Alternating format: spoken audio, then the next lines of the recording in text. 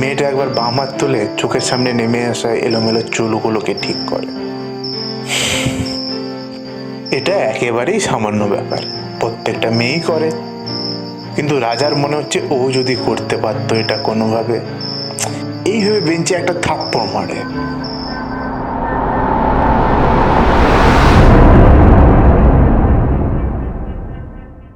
তো কেমন আছেন সবাই? সবাইকে স্বাগত নতুন একটা ভিডিওতে। গতকাল ছিল বিশ্ব ভালোবাসা দিবস। অ্যাকচুয়ালি ভিডিওটা কালকে আসার কথা ছিল, মানে আমি ভেবে রেখেছিলাম, কিন্তু আসতে পারেনি। তার কারণ আমি নতুন জিনিস একটা শিখছি, একটু টাইম লাগলো আর কি সব কিছু ম্যানেজ করতে। রাজা প্রায় ছুটছে ছুটছে স্টেশনে এসে পৌঁছায়, কিন্তু ততক্ষণে যা হওয়ার তা হয়ে গেছে। ট্রেনটা একটা কান ফাটানো হর্ন দিয়ে স্টেশন ছেড়ে বেরিয়ে যায়।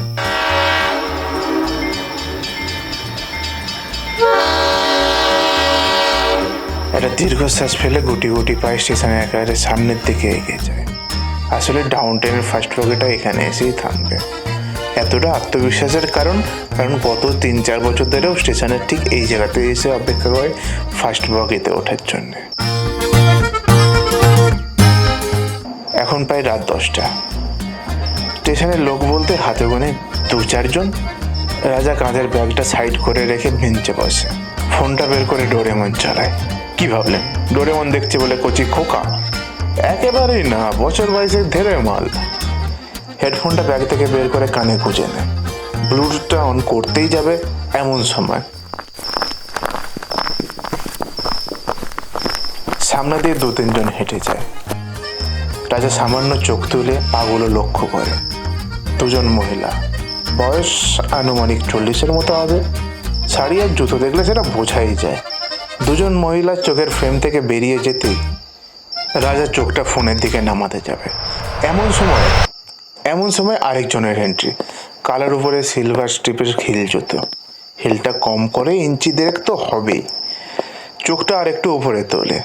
একটা গোলাপি রঙের লেহেঙ্গা, তাতে উজ্জ্বল জরির কাজ, চোখে লাগতে বাধ্য। রাজা চোখটা নামাতে চাইছে, কিন্তু অদ্ভুত একটা টান। চোখটা আর একটু উপরে তোলে। কোমরের কাছে একটা বেল্টের মতো, তাতে একটা ঝুমকা ঝুলছে, যেটা হাঁটার তালে তালে কোমরে বারবার ধাক্কা খাচ্ছে আর মৃদু আওয়াজ তৈরি করছে। চোখটা আর একটু উপরে তোলে।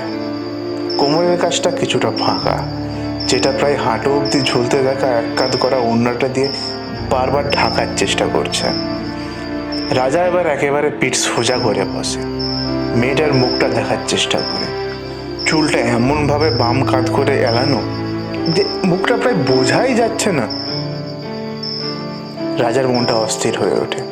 সে বেঞ্চ ছেড়ে উঠে এক হাত বাড়িয়ে মেয়েটাকে ডাকতে যাবে, এমন সময় সে বুঝতে পারে এটা খুব বাড়াবাড়ি হয়ে যাচ্ছে।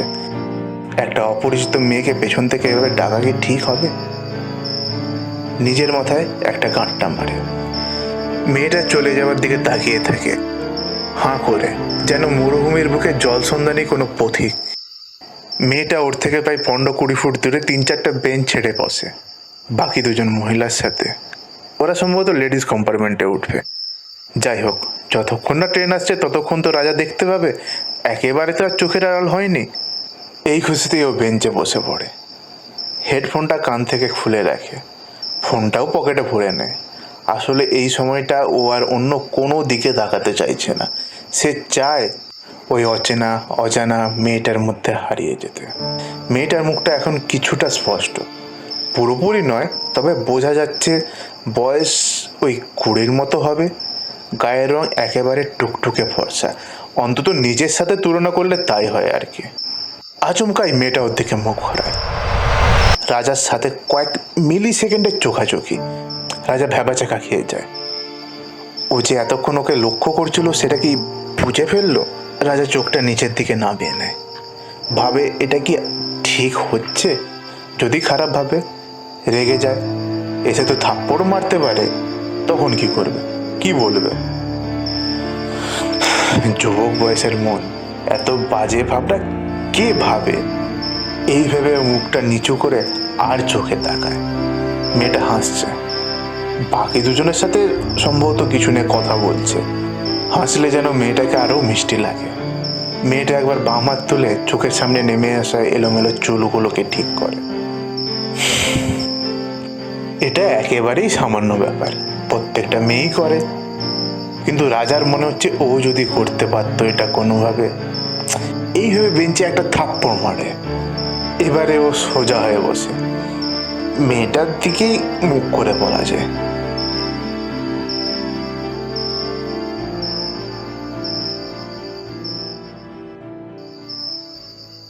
গল্পটা কেমন লাগলো জানিও। জানি একটা অডিও স্টোরিজ হিসেবে টাইম খুবই খুবই খুবই কম, কিন্তু প্রথমটাই যেহেতু, তো ঠিক আছে। তো চলো আজকের মতো ভিডিওটা এতটাই, বাই। জানি গল্পের শুধুমাত্র মুন্ডুটা হয়েছে, এখনো মাথা হয় নাই, পরের পার্টে আসছে ওটা।